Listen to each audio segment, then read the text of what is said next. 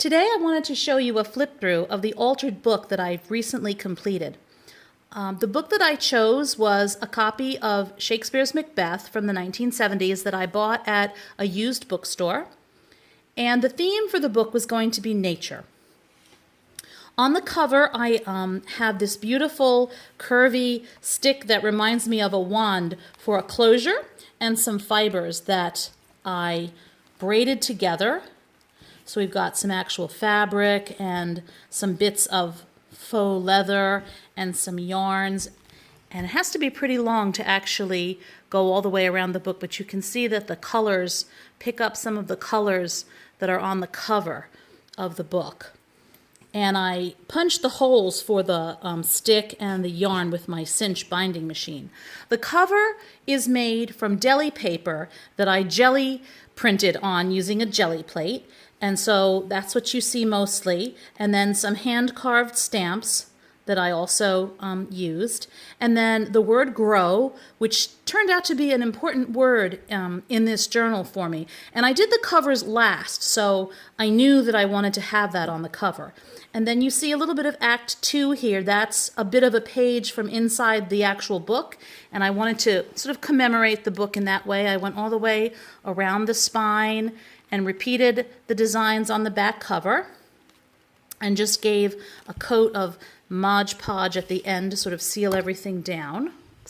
And then you can see how the pages are, thick, and the book is, stays open. It yawns open with all of the bits and pieces of fabric and paper and yarn that are inside. And I did remove a lot of the pages at the beginning and glue pages together to make them sturdy, and then I gessoed them so that they were ready to go.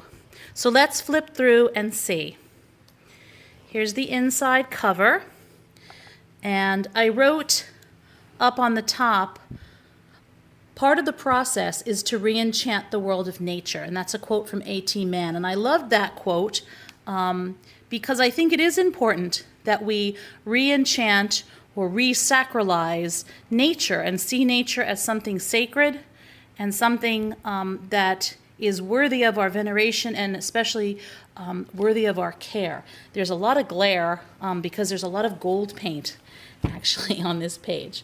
And I like to use gold paint not just because it's, shiny and sparkly, but because it reminds me of illuminated manuscripts.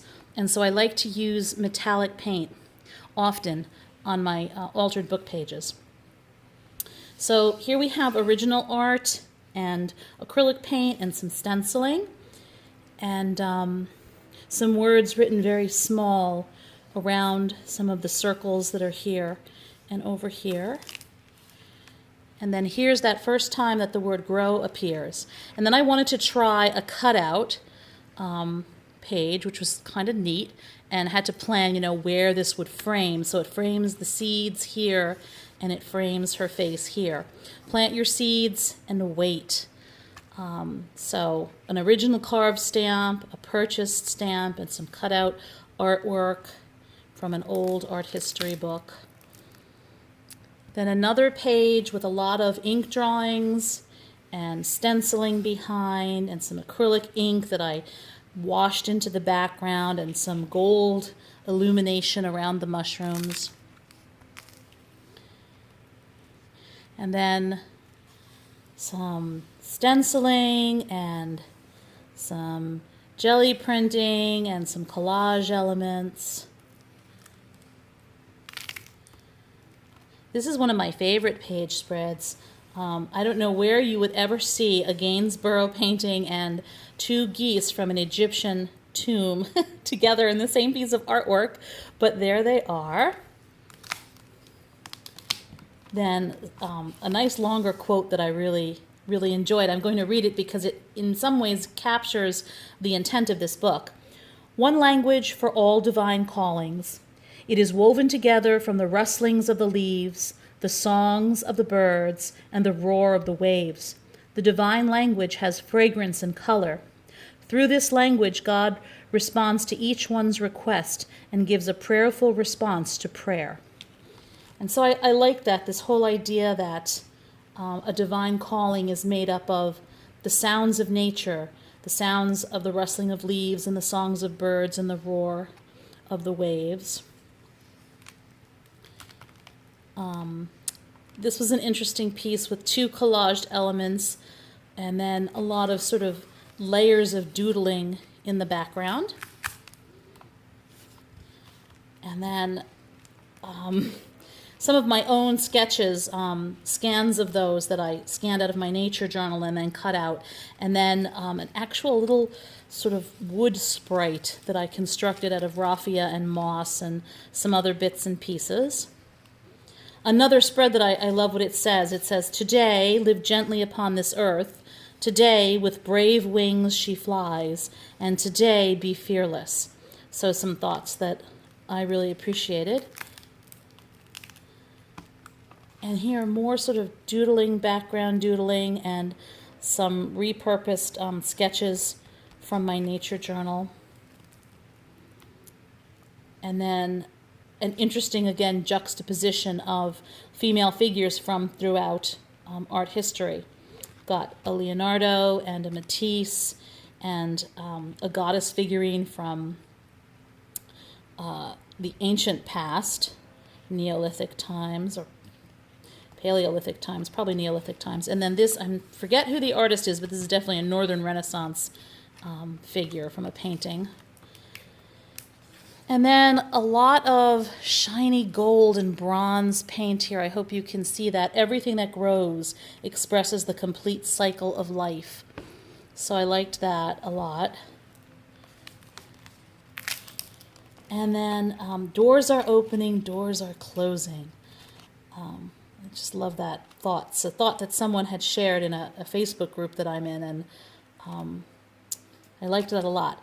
So I have a little bit of weaving here that I did on a piece of burlap, and then some photographs that were clipped out of a magazine, and some leaves that are collaged in there. And some great, I don't know if you can see it, but some great stamping behind with some stamps that I carved. So behind a lot of the layers, there are these stamps. I really love building up in layers. For me, it's really all about the layers. Here's a sort of dramatic page. Am I lost or will I find my way? And I was feeling particularly like that when I made this journal spread. And then sing, because sometimes it helps to sing when you're lost. So some hand-carved stamps of my own design, and then again, scans of sketches in my nature journal that I scan and then resize and then print out and then collage in. This was a fun page. Did we really think we knew everything? It's an interesting story behind that I won't go into, but that was an interesting thought for me that day. And this was really fun, using clip art elements and my own work. And this is a spirit doll that I made, and yarn and feathers and just a lot of things glued in there. And then this one, listen, listen, listen, listen, something I need to do more of.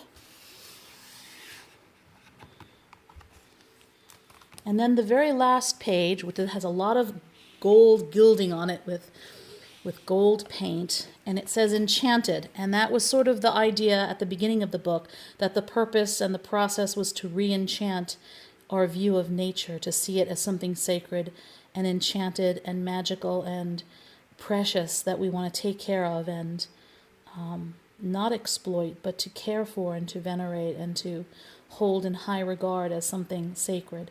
And I just love the play of the female forms and the birds. It's as if sort of the idea of the swan princess, it's as if she transforms into the bird and then back to herself. So that's the end. And there's again the back cover and all of the yarn and wonderful, wonderful stuff. And then we can wrap it up around and around. And there's enough to tie it up. So thanks for joining me. I hope you enjoyed that. If you have any questions, you can leave a comment.